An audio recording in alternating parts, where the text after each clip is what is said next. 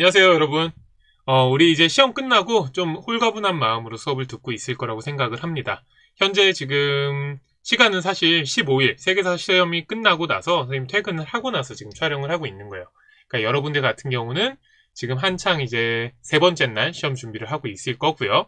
그 다음에 세 번째, 네 번째 시험이 끝난 후에 이 영상을 아마 보고 있게 되겠죠? 목요일날 우리가 세계사 B반도 그렇고 세계사 C반도 그렇고 전부 다 수업이 들어 있으니까요. 오늘 우리가 진행할 건 우리가 시험을 봤던 세계사 문제 중에서도 특히 오답률이 높았던 몇몇 문제들을 좀 살펴보고 수업은 마무리를 하도록 할 겁니다. 일단은 세계사 시험에 대해서 조금 총평을 해보자면요. 우선은 평균은 그렇게 사실 높지는 않습니다. 평균은 52점? 52점에서 53점 정도 나온 것 같은데요. 사실 첫 번째 시험이다 보니까 긴장도 되게 많이 했던 측면들이 있을 거고요. 그리고 선생님이 좀 의도해서 어렵게 낸 측면들도 좀 있습니다. 우리가 상대평가라는 기본적인 틀 안에서 시험을 보고 있기 때문에 그 상대평가에 걸맞는 난이도를 좀 측정할 필요가 있었거든요. 그러다 보니까 좀 어려운 시험이 됐을 수도 있는데 이번 시험 범위였던 동아시아 지역의 역사 같은 경우는 사실 우리가 가장 세계사 범위 중에서는 익숙할 만한 내용들이에요. 그러다 보니까 조금 더 꼼꼼하게 시험 문제를 사실 낼 필요가 있었거든요. 그렇지 않을 경우에는 우리가 상대평가라는 상황 속에서 상당히 곤란한 상황을 마주할 수 있기 때문에 선생님도 그렇고 여러분도 그렇고 그러다 보니까 시험 문제가 조금 어려웠을 수도 있기는 한데 그 부분에 대해서는 조금 이해를 해주셨으면 좋겠고요. 그런데 또 생각보다는 고득점을 맞은 친구들이 또 있어요. 특히 선생님 사실 100점이 나올 거라고는 생각을 안 했었거든요. 약간 자존심이 상하는 측면도 있기는 한데 100점인 친구가 한 명 있고요. 그 다음에 이렇게 95.8 맞은 친구가 두 친구가 있어서 요 세 명의 친구가 우리가 보통 1등급이라고 부르는 4% 안에 들게 되고요. 그 다음에 90점대 학생들이 보통 2등급, 그러니까 11% 안에 이제 들게 되고요. 그 다음에 80점대 맞은 친구들까지 아마 3등급에 들었다고 생각을 하시면 됩니다. 그 외에 이제 점수 같은 경우는 나중에 우리가 확인을 할 때 각자 점수들을 확인을 해줄 텐데요. 그러니까 고득점이 상당히 많은 편이기는 한 거예요. 그러니까 그만큼 여러분들이 열심히 노력해줬다라는 걸 이걸 통해서 선생님이 느낄 수 있어서 좀 고맙기도 합니다. 물론 100점이 나왔다는 측면에서 더 새로운 방법으로 문제를 낼 수도 있겠구나라는 생각을 하긴 했지만 2차 집필 때 여러분들이 너무 좌절을 할 수 있기 때문에 2차 집필 같은 경우는 조금 여러분들 수준이 측정이 됐기 때문에 그거에 맞게 좀 조정을 할 예정이긴 합니다. 그러니까 2차 집필 중요한 건 절대 포기하지 않는 겁니다. 우리가 딱 한 번의 시험을 봤을 뿐이에요. 아직 총 3번의 시험이 남아있다는 거 잊지 않으셨으면 좋겠고요. 계속해서 조금씩 변화할 수 있다는 데 초점을 맞췄으면 좋겠어요. 그렇기 때문에 지금 이렇게 문제풀이 영상을 찍고 있는 겁니다. 이 문제는 고유하게 선생님이 낸 문제예요. 그러다 보니까 앞으로도 이런 문제 유형이라든지 문제 스타일 같은 경우는 계속해서 유지가 될 겁니다. 아무리 선생님이 새로운 문제 유형을 개발을 하고 만들려고 노력을 한다고 하더라도 그런 새로운 유형의 문제 같은 경우는 하나 또는 두 개 정도가 될 거고 기본적으로 이런 틀의 문제들이 계속해서 이어질 거란 말이에요. 그러니까 선생님이 어떤 생각을 가지고 문제를 냈는지를 파악하는 게 여러분들이 시험 준비하는 데는 상당히 중요합니다. 그걸 돕기 위해서 이 문제풀이 영상이 있다고 생각을 하셔야 되는데요. 당연한 거였긴 하지만 25문제를 전부 다 풀어주지는 않을 거예요. 그 25문제 중에서 오답률이 높았던 6문제를 살펴보도록 할 건데요. 그 번호가 몇 번이냐면 2번, 그 다음에 7번, 그 다음에 9번, 10번, 그 다음에 14번, 그 다음에 17번이 되겠습니다. 이 문제들 총 6문제 살펴보면서 여러분들이 부족했던 부분이 어떤 거였는지 한번 잘 되돌아보는 시간을 가졌으면 좋겠습니다. 자, 그럼 선생님 영상은 여기까지 나오도록 할 거고요. 문제 구체적으로 살펴보면서 마무리를 해보도록 합시다. 자, 그럼 2번 문제부터 살펴보도록 할 건데요. 2번은 사실 교과서에도 나와 있지 않고 그 다음에 학습지에도 나와 있지 않은 자료다 보니까 되게 생소할 수도 있었어요. 자, 그런데 그럼에도 불구하고 이 문제가 자료 자체가 크게 어렵지 않았던 건 여기에 대놓고 나온다는 겁니다. 청묘전이라는 표현이. 이 청묘전이란 정책과 관련된 뭘 찾아라? 개혁을 찾아라. 개혁을 기억해내라. 라는 게 이 자료의 분석의 핵심이에요. 그게 끝이고요. 자, 그럼 이거는 바로 기억을 해내야죠. 누구의 신법? 왕안석의 신법에 대해서 지금 옳은 설명을 찾는 문제구나라는 걸 파악할 수 있어야 됩니다. 자, 그리고 거기에 하나 더 힌트는 요겁니다. 사마광이라는 인물이 이 비판글을 썼다라는 거. 자, 근데 이 사마광 같은 경우는 수업 시간에도 몇 차례 강조를 했지만 신법에 반대했던 어떤 세력의 영수였다? 구법당에 가장 잘 나가는 인물이었다라는 거. 자, 그리고 이 왕안석의 신법을 이어받은 사람들이 신법당으로 이 구법당과 상당히 큰 갈등을 했다라는 걸 북송시대의 가장 큰 정치적인 특징으로 설명을 했었죠. 왕안석의 신법과 관련된 내용을 찾으시면 되는데요. 자, 그러다 보니까 보기에서 막히는 부분이 생기는 겁니다. 그게 뭐냐? 요 리을이에요. 리을. 자, 정답은 여기 4번이라고 되어 있기 때문에 니은과 디귿은 정답이라는 거 쉽게 찾을 수 있을 겁니다. 지금 보시면요. 가장 헷갈렸던 게 뭐냐면 요 5번 보기였어요. 5번에 이 리을이 맞는지 틀리는지 이게 헷갈린 친구들이 엄청나게 많았던 거예요. 자, 헷갈렸던 이유는 이거죠. 재정 악화를 해결하기 위해 추진한 게 맞아요. 누구의 신법이? 왕안석의 신법이. 이게 왕안석의 신법이 어떻게 보면 가장 대표적인 목표 중에 하나잖아요. 그거 말고 또 다른 목표를 찾자면 이 보마법 같이 군사력을 뭐 하는 거? 군사력을 강화시키는 거.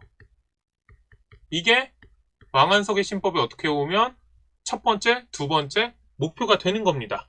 자, 근데 문제는 이거죠. 금에 보내는 세패로 인한 재정 악화였느냐. 요걸 잘 파악했어야 한다라는 겁니다. 자, 이 왕안석이라는 인물의 활동 시기는 이때입니다. 어느 시기? 북송 시기. 송이 크게 보면 북송과 언제로 나뉘죠? 남송으로 나뉘죠. 그리고 이 북송 시기와 남송 시기에 각각 송나라를 위협했던 북방 세력이 달라집니다. 거란이 세웠던 요와 탕구투가 세웠던 서하, 그리고 남송 시기에는 여진이 세웠던 금, 그리고 후대에 몽골이 세운 원이 되겠죠. 자, 이렇게 되니 우리가 잘 기억해 둘 건 이거예요. 왕안석은 어느 시대 때 인물이다? 북송시대 때 인물이다. 자, 그런데 금에 보내는 세패로 인한 재정 악화라는 표현. 요 연결고리가 맞다 틀리다? 틀리기 때문에 리을이 정답이 될 수 없는 겁니다. 그렇기 때문에 뭐가 정답이 된다? 4번이 정답이 되는 거죠. 자, 이렇게 보면 이 리을 보기가 상당히 어떻게 보면 좀 쪼잔한 문제처럼 보일 수도 있기는 한데 잘 한번 생각을 해보도록 합시다. 이 송이라는 나라를 이해하기 위해선 북송시대와 남송시대를 구분하는 게 핵심적인 과제입니다. 그리고 그걸 가장 잘 보여주는 게 바로 그 당시 송을 간섭했던, 송을 괴롭혔던 북방 민족이 누구였는지를 파악하는 거죠. 자, 그걸 물어본 문제예요. 그걸 잘 기억하고 있는지를. 그걸 잘 기억하고 있고 그걸 잘 연결할 수 있는지를 물어보는 문제였던 겁니다. 자, 이게 틀리다는 걸 확인하는 거 상당히 중요한 거죠. 특징적인 내용들을 꼭 물어본다라는 거 기억하셔야 됩니다. 쪼잔하게 어떻게 보면 세세한 내용들을 묻는다기보다는 구체적으로 핵심이 되는 그 나라의 특징, 그 나라의 가장 중요한 점을 파고들 수 있는 문제를 내려고 노력을 하고 있다는 거예요. 그걸 잘 기억을 해두고 이 2번 문제를 통해서 2학기 때 우리가 어떻게 공부를 하면 될지를 한번 되새겨봤으면 좋겠습니다. 자, 그럼 우리 다음으로는 7번 문제를 살펴보도록 할 건데요. 사실 선생님은 이 7번 문제가 이렇게 오답률은 높을 거라고 생각은 사실은 안 했었어요. 왜냐면은 워낙에 여기 나와 있는 힌트가 명확하잖아요. 왕망과 신나라라는 이름. 그렇기 때문에 이거 같은 경우는 전한을 무너뜨리고 신을 세운 왕망에 대한 이야기고, 자, 그럼 이 신이 결국 금방 무너지고 호족연합정권이 후한이 들어서잖아요. 요 시기만 정확하게 파악하고 있으면 문제는 풀 수 있을 거라고 생각했기 때문인 거죠. 자, 그렇게 보시면 가라든지 나 같은 경우는 분명히 명확하게 아닙니다. 왜냐면 이 가라든지 나 같은 경우는 뭐 분석행 위전이긴 하지만 대략 춘추전국 시대 라든지 아니면은 진나라 때를 이야기를 하는 거잖아요. 이 분석행 같은 경우는. 그렇기 때문에 아예 한나라 이전 시기인 거죠. 여기 같은 경우는. 그렇기 때문에 이 다, 라, 마 중에 선택을 해주셨어야 되는 건데요. 그러다 보니까 사실 오답도 다 아니면 마에 상당히 많습니다. 요걸 정확하게 기억하지 않으셔서예요. 결국에는. 제지술의 계량이라든지 사마천의 사기저술 같이 그 당시 가장 대표적인 문화 발전, 양상 같은 것들을 또는 기술 발전 양상 같은 것들이 어느 시기에 일어난 일인지를 명확하게 기억하고 있지 않았기 때문에 아마 틀린 분들이 되게 많을 거예요. 이 사마천의 사기의 저술 같은 경우는 선생님이 수업할 때도 상당히 강조를 많이 했었는데 전환에 어떻게 보면 전성기를 이끌었던 한무제 시기에 활동했던 인물입니다. 이 사마천이라는 인물 자체가. 그리고 이 사기라는 역사서 자체도 한무제 시기 때까지의 역사를 중국의 역사를 정리해 놓은 책이에요. 그러니까 이거 같은 경우는 한무제 시기의 일이니까 다는 여기서 탈락이 되겠죠. 자, 문제는 이거예요. 제지술의 계량이 그럼 언제였느냐 라는 건데 이건 후한 시기에 활동했던 환관인 체륜이라는 사람의 업적입니다. 자, 그러니까 정답은 뭐가 될까요? 라가 되겠죠. 자, 요걸 정확하게 기억을 해두셨다면 문제가 그렇게 어렵지는 않았을 텐데 요걸 헷갈렸다면 라로 체크를 해야 될까 아니면 마로 체크를 해야 될까에 상당히 고민이 많으셨을 거예요. 자, 근데 한 가지 어떻게 보면 이거 두 가지가 헷갈렸을 때 한 가지 힌트는 이거죠. 황건적의 반란이라는 거. 이건 아예 한나라가 멸망이 하는, 그러니까 여기서의 한나라는 후한이죠. 후한이 멸망하는 계기가 된 사건이에요. 사실상 한나라는 여기서 끝난 거예요. 자, 그럼 이 마 시기는 뭐냐면 한나라의 어떻게 보면 가장 마지막 시기를 표시를 한 겁니다.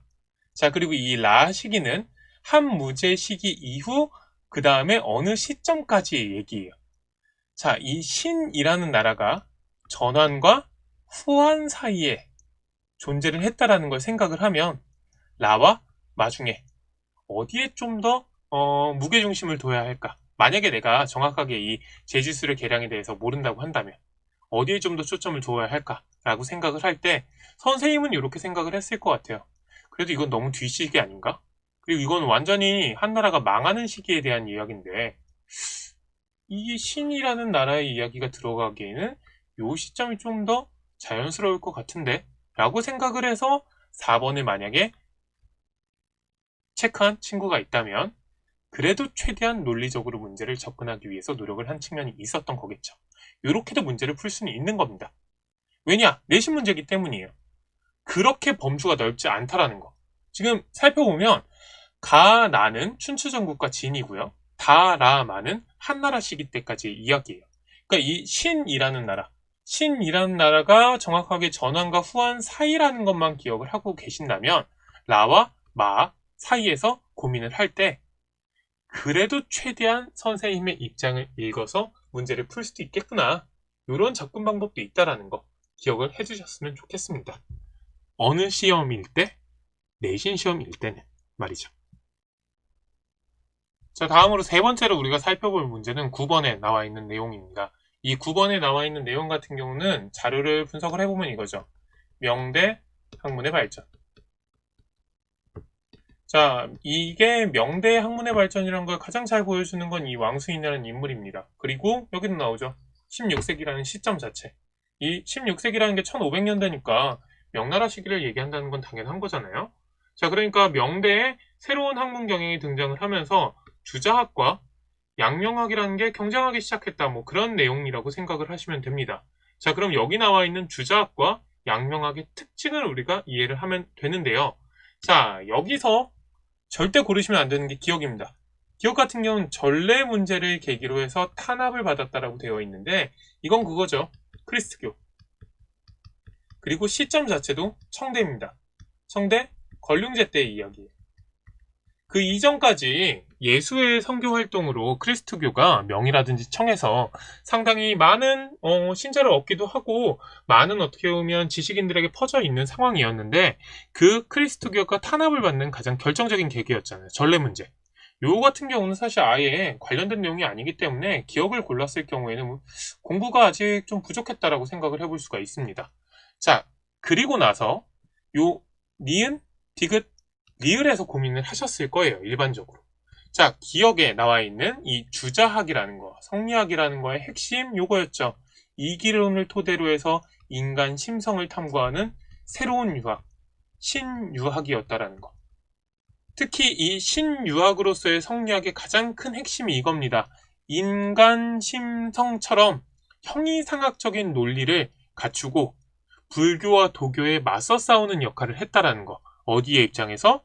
유학의 입장에서.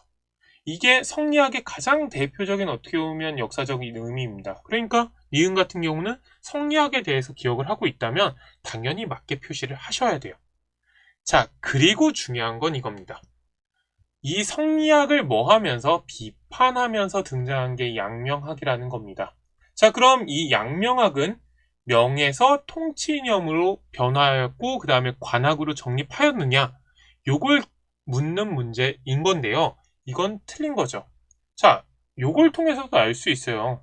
그 이전에 기본적으로 관학이라고 불릴 수 있는 주작을 비판하면서 등장을 했대요. 자, 그런데 명이라는 나라에서 이 새롭게 등장한 양명학이 통치 이념이 되고 관학으로 정립됐다. 그러니까 관에서 인정하는 학문이 되었다? 이건 상상하기가 쉽지가 않죠. 자, 그렇기 때문에 이 문장 같은 경우는 틀린 겁니다. 자, 그리고 기본적으로 이 양명학 같은 경우는 이걸 기억을 해두셔야 됩니다.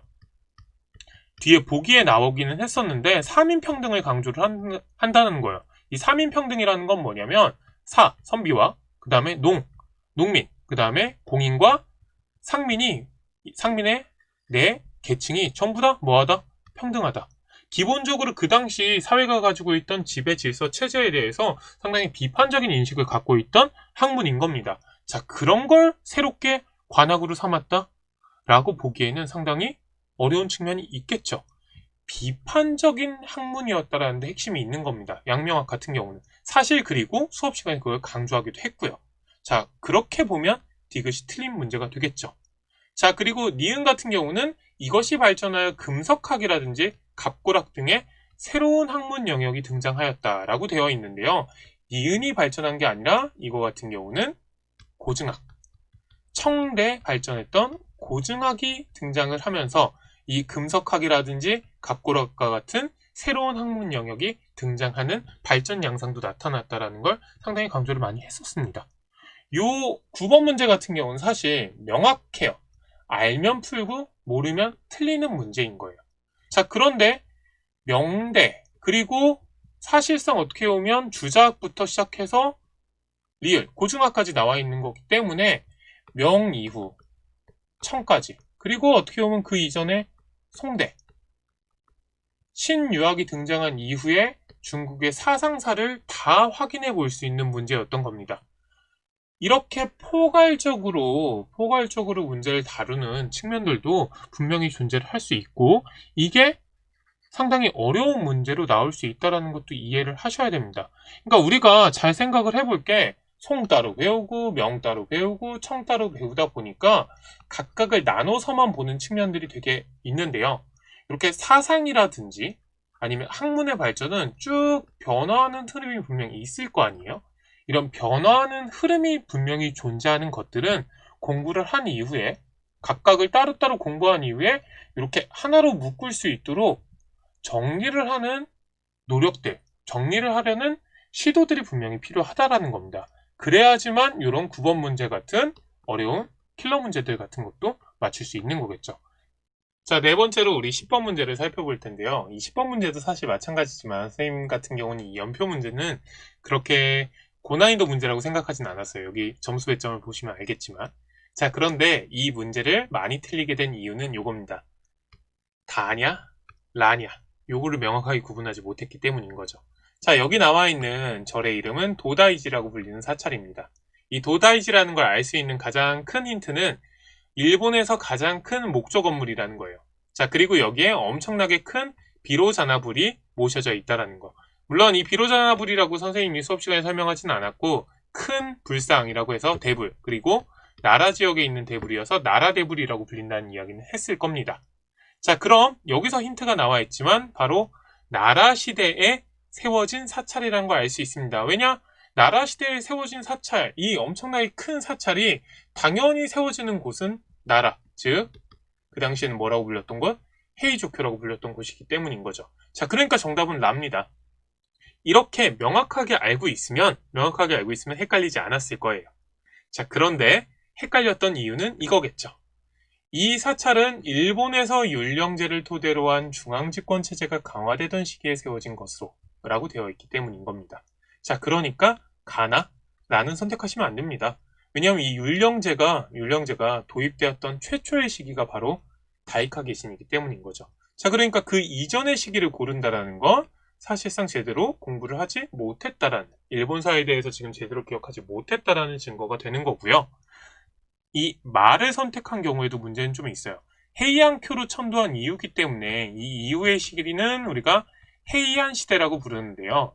이 헤이안 시대의 가장 큰 특징은 뭐가 붕괴되는 시기? 바로 율령제가 붕괴되던 시기라는 겁니다. 율령제가 되게 붕괴되던 시기이기 때문에 결국 외척이었던 후지와라 가문이 권력을 장악하는 사태까지 벌어지는 거잖아요. 자, 그러니까 마도 아닌 거죠. 여기서 고민하셨을 거예요. 단가? 라인가?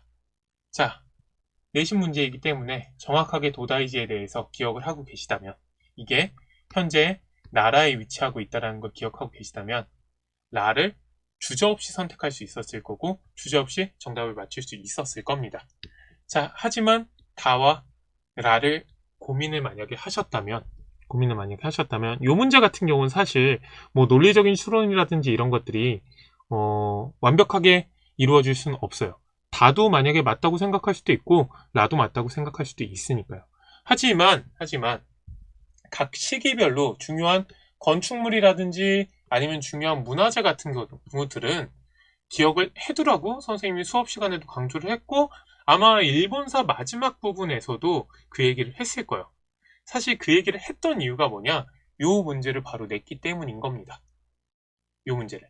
각 시기를 나타내는 건축물을 비롯한 문화유산, 그것들을 통해서 그 시기를 유추해낼 수 있을 능력을 그리고 기억을 했으면 좋겠다라는 선생님의 어떻게 보면 입장이었던 거죠.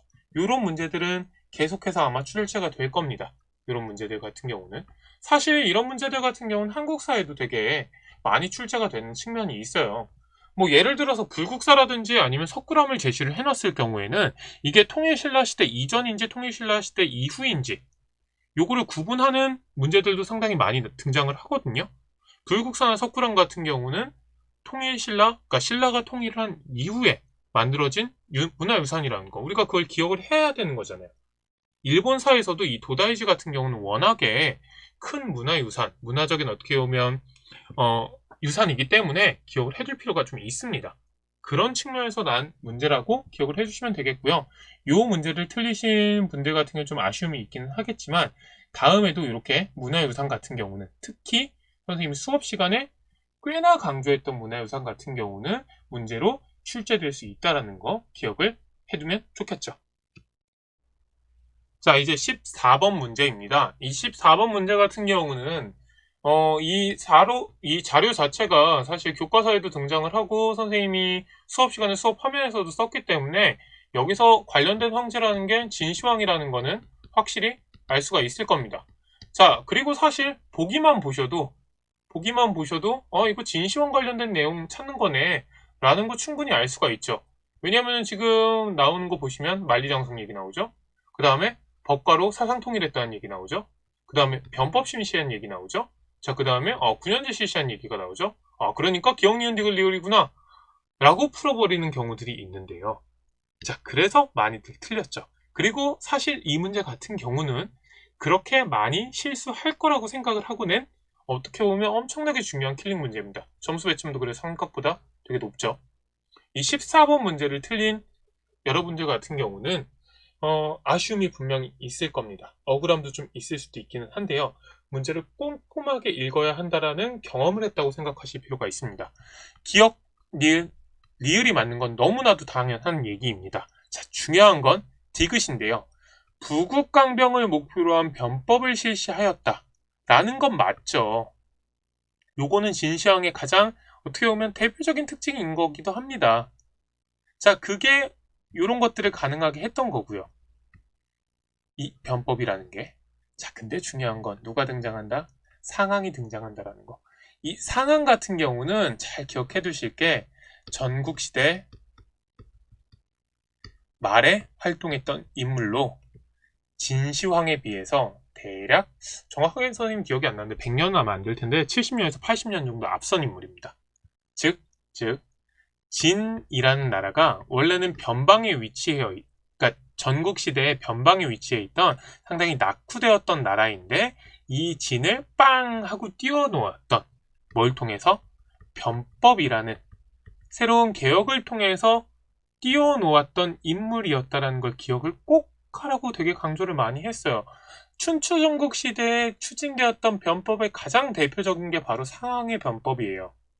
자, 그리고 이런 상항의 변법이 있었기 때문에 결국 이 진시 황제도 전국을 통일할 수 있었던 거죠. 이 상항이 추진해왔던 변법을 통해 진나라가 성장을 했고 그 진이 가졌던 성장세를 결국엔 진시 황제가 만개시켰던 겁니다. 전국의 통일로. 요거 분명히 구분하실 수 있었어야 돼요. 왜냐면 이것도 잘 생각을 해보면 상항을 등용해서 부국강병을 목표로 한 변법을 실시하였다. 이 내용 같은 경우는 아예 춘추전국 시대 이 춘추전국 시대를 다룬 프린트에서 다루었던 얘기고 진시황제 같은 경우는 아예 별도의 프린트 진의 전국 통일과 한해 발전에 대한 이야기를 다룰 때 했던 내용인 거잖아요. 그러니까 요거는 춘추전국 시대의 변법이 가장 대표적인 것으로 상하계 변법이 있었다는 걸 기억을 하고 있다라면 낚이지 않았어야 하는 겁니다. 요렇게가 진시황과는 관련이 없다라는 걸 분명하게 기억하고 있다라면 풀 수 있는 문제였다라는 거죠. 정확한 시기 구분 상당히 중요한 거고요. 만약에 특히 요 디귿을 대충 읽어서 기억 니은 디귿 리을 맞구나 라고 문제를 푸셨다면 다음에는 더욱더 어떻게? 꼼꼼하게 뭘 읽는 연습을 해라? 보기를 읽는 연습을 해라 라는 충고를 좀 드리고 싶습니다. 요거 때문에 실수하신 분들도 있을 거예요. 상황 등용 부국강병 목표 변법 변법? 그래 진시황이니까 진나라 때니까 변법이지 하고 요걸 정답으로 체크하신 분들도 있었을 거라고요. 하지만 구체적으로 그리고 꼼꼼하게 살펴보면 아니라는 거, 뭐가? 디귿이 아니라는 걸 우리가 살펴볼 수 있고요. 맞춘 친구가 더 많습니다. 맞춘 친구들이 더 많다는 거 기억을 좀 해주셨으면 좋겠어요. 뭐 할 필요가 있다? 꼼꼼하게 문제를 살펴볼 필요가 있다라는 거. 자, 이제 드디어 마지막으로 17번 문제를 살펴볼 텐데요. 이 17번 문제 같은 경우는 이 자료를 통해서 이걸 알 수 있으면 됩니다. 이 자료가 지금 표현하는 건 뭐다? 군국제라는 거. 이 군국제 같은 경우는 9년제와 뭘 융합한 걸까요? 바로 봉건제를 섞어 놓은 제도이죠. 자, 이거 누구 때 시행된 거다? 한나라를 세운 고조 유방 때 시행되었던 정책이다. 왜냐? 자기를 지지해주던 세력들에게 어떻게 보면 보답을 좀 해줄 필요가 있었기 때문인 거죠. 그리고 특히 그 이전 시기였던 진나라 9년제를 과감하게 실시했던 진나라가 금방 무너지는 것을 보면서 한나라에 어떻게 보면 안정적인 정착을 위해서라도 계속해서 왕조를 유지하기 위해서라도 한동안은 봉건제를 어쩔 수 없이 시행할 수밖에 없겠구나. 자기들을 그러니까 황실을 지원해줄 지지 세력을 확보할 필요가 있겠구나라는 걸 한고조 유방이 판단을 했던 겁니다. 그래서 시행했던 게 무슨 제? 군국제라는 거예요. 자, 그러니까 다음 제도가 시행된 시기에 대한 설명으로 옳은 것만을 보기에서 있는 대로 고른 것은 기본적으로 누구 때 얘기를 고르면 될까요? 한고조 유방 때의 얘기를 고르면 되는 겁니다. 자, 근데 여기서 끝나면 안 되죠. 이 군국제가 쭉 유지가 되는 게 아니라 결국에는 뭘로 완전히 전환이 된다? 9년제로 전환이 됩니다. 이게 누구 때냐? 한무제 때죠. 자, 이 얘기는 워낙에 중요하다 보니까 되게 강조를 많이 했습니다. 한무제가 중앙집권을 강화하면서 한무제가 결국에는 9년제를 전국으로 확대한다는 거. 즉, 요 사이에 있었던 이야기를 고르라는 건데요. 잘 한번 생각을 해보시면 선생님이 한이라는 나라를 정리를 할 때 앞서도 잠깐 얘기를 했지만 이렇게 대략 한 4단계나 5단계로 구분을 했습니다. 우선 한나라를 세운 한고조 유방 시기. 자, 군국제를 시행한다던가 아니면 흉노를 치러 갔다가 굴욕을 당하고 와가지고 흉노에게 물자를 제공하고 평화를 유지한 내용, 그런 얘기들을 했었죠. 자, 그리고 한무제 때 전성기를 누렸다라는 거, 한무제 전성기 시기를 얘기를 했었고요. 이 전성기 이후에 외척과 황건 간에 어떻게 보면 혼란스러운 정치가 이루어지면서 상당히 큰 문제가 발생을 하게 되고, 중간에 왕망이라는 외척이 나라를 뒤집어 엎죠. 그게 언제? 무슨 나라? 신나라죠. 자, 근데 이 신나라가 너무 과격한 개혁을 실시하고 다양한 호족들이, 그 당시 성장하고 있던 호족들의 이권을, 권력을 제한하려는 개혁들을 추진하니까 이 호족들이 연합해서 새로운 정권을 세웁니다. 그게 후한이에요. 그리고 이 후한을 세운 황제가 누구냐면 광무제였던 거죠. 자, 그리고 이 후한 같은 경우는 사실 구체적인 많은 내용들을 나오진 않습니다. 계속해서 또다시 어린 황제들이 즉위를 하면서 환관과 외척들 간의 갈등이 이어지게 되고, 그 다음에 무슨 난으로? 황건적의 난으로 인해서 결국에는 호족들이 사실상 전국을 쪼개갖는 일들이 벌어지게 된다. 자, 그리고 그게 뭘로 이어지게 된다? 우리가 알고 있는 삼국지로 이어지게 된다. 라는 거. 1, 2, 3, 4, 5단계 정도로 구분을 했었죠. 이렇게 구분을 해줬고, 그 다음에 최종적으로 정리할 때도 이걸 상당히 많이 강조를 했습니다. 이렇게 강조를 한 이유는 뭐냐? 이 강조한 내용을 문제로 내겠다라는 거예요. 여러분들이 되게 놓치는 부분들이 있는데, 내신 문제 같은 경우는 이 정해져 있는 범위에서 문제를 내기 때문에 이 문제를 낸 이후에 선생님들이 정리를 해준 내용이 상당히 중요합니다. 왜냐하면 그거에 대해서 분명하게 선생님들이 인지를 하고 있기 때문이에요. 내가 냈던 문제들이 어떤 데 있는지. 그리고 되게 중요한 건 뭐냐면, 혹시라도 내가 문제를 냈는데 예전에 너무 얕게 훑고 지나간 건 아니었을까, 이런 생각들을 분명히 하게 된단 말이에요. 선생님 같은 경우는 좀 하는 편이거든요. 그러다 보니까 이렇게 명확하게 시기를 구분을 해줬을 경우에는 이 시기를 구분하는 문제가 나올 가능성이 상당히 높다라는 겁니다. 자, 그런 측면에서 문제를 살펴보시면요, 요 니은, 디귿, 리을은 한의 전성기였던 누구와 관련된 거? 한무제 시기와 관련된 내용이라는 거 우리가 알 수 있겠죠. 자, 그러니까 정답은 기억 하나입니다. 기억 하나. 요거 헷갈리실 수도 있기는 한데요, 요걸 만약에 요 위에 나와 있는 이 자료 있죠, 요 자료를 궁극제라는 걸 파악을 못한다면 사실 뭐 할 말은 없습니다. 이거 교과서에도 있는 자료기도 하고요. 명확하게 임명이라는 표현과 제후라는 표현이 둘 다 존재를 한다는 건 궁극제라는 걸 쉽게 알 수 있는 자료예요. 이걸 문제를 파악을 하지 못한다고 한다면 사실 뭐 할 말이 없죠. 여기서 뭐 지금 다양한 고민들을 했겠죠. 이게 도대체 무슨 말인지도 몰랐을 수도 있고.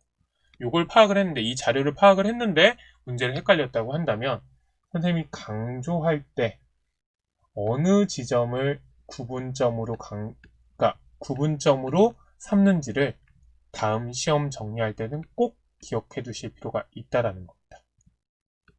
요런 식으로 구분을 만약에 하면 구분한 내용이 시험 문제로 출제될 가능성이 정말 높습니다. 이건 너무나도 당연한 거예요. 왜 그렇게 구분해 주겠어요? 정리를 해준다고 한다면. 일단 기본적으로 내신 문제 같은 경우는 정해져 있는 범위 내에서 시험이 나오기 때문에 제일 중요한 건 명확하게 기억하고 있는 겁니다. 근데 기억을 할 때 중요한 건 이거예요. 계속 강조하지만 정확한 시점을 구분할 필요가 있다라는 겁니다. 그 정확한 시점을 선생님이 중국사를 정리해 줬듯이 마지막에 딱 집어서 선생님이 정리를 해주는 경우도 있겠지만, 만약에 그런 식으로 어떤 시대를 선생님이 정리해주지 않는다고 한다면 스스로 명확하게 시점을 좀 구분할 필요가 있다는 거예요. 시대 구분을 할 필요가 있다는 거예요. 세부적으로. 그래야지만 문제를 헷갈리지 않고, 특히 이런 보기 문제를 헷갈리지 않고 풀어내실 수 있을 겁니다. 자, 그리고 한 가지 더 강조를 할 건 이런 것들. 문화유산과 관련해서도 간단하게 지목하고 넘어가는 측면이 있다고 하더라도, 요 도다이지라든지 아니면 또 뭐가 있을까요? 제지술계랑 아니면 사마천의 사기 같은 것들 간단하게 지적하고 넘어가는 것들이라고 하더라도 그 시대의 시점이 명확하게 제시가 되어 있다고 한다면 정확한 시점은 기억해 두실 필요가 있다라는 거. 요번 시험을 통해서 알아두셨으면 좋겠고요. 요걸 바탕으로 2차 지필고사 잘 준비하셔서 조금이라도 더 좋은 성적 거두셨으면 좋겠습니다. 지금 평균이 그렇게 높지 않기 때문에 다음 시험을 어떻게 보느냐에 따라서 등급의 변화가 상당히 큰 폭으로 일어날 수도 있어요. 우리가 수행평가 비율이 확실히 낮아졌기 때문에 2차 지필고사의 성적이 마지막으로 최종적으로 결정타를 날리게 될 겁니다. 그러니까 포기하지 말고 2차 지필고사 준비를 꼭 하셨으면 좋겠는 게, 이 중국사 같은 경우는 세계사에 그래도 관심이 있던 친구들, 특히 역사에 관심이 있던 친구들이 되게 유리해요. 왜냐면 한국사에만 관심이 있어도 이 중국사를 곁다리로 알게 된다든지 아니면 다양한 정보들을 얻을 수 있는 기회들이 있거든요. 자, 그런데 우리가 다음 시험 범위 같은 경우는 서아시아의 역사와 인도의 역사, 그리고 유럽 고대사가 될 겁니다. 중국사에 비해서는, 그리고 일본사에 비해서는 모든 학생들이 되게 어색한 부분이 되고 처음 배우고 처음 듣는 내용들이 상당히 많은 부분이 될 거라는 거예요. 자, 그건 무슨 얘기냐? 역사를 잘하는 것 같은 역덕이라고 불리는 친구들이 있겠죠? 그 친구들 뿐만 아니라 나에게도, 그냥 나는 되게 평범한 사람 같은데, 그냥 평범한 문과 같은데 지금 세계사를 선택해서 이 고생을 하는 것 같아 라고 생각하는 친구들에게도 기회가 될 수 있는 부분이라는 겁니다. 자, 그런 측면들 기억 꼭 해주셨으면 좋겠고요.